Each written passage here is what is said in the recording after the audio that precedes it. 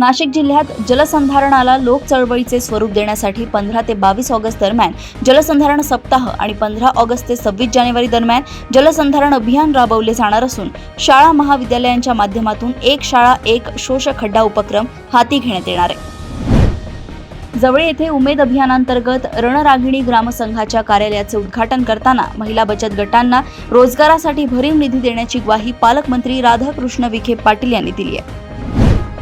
प्रधानमंत्री सूर्यघर मोफत वीज योजनेअंतर्गत जळगाव परिमंडळातील 80,000हून अधिक ग्राहकांनी नोंदणी केली असून 45,000 ग्राहकांच्या खात्यात 355 कोटींहून अधिक अनुदान हस्तांतरित करून जळगाव जिल्हा राज्यात अव्वल ठरला आहे।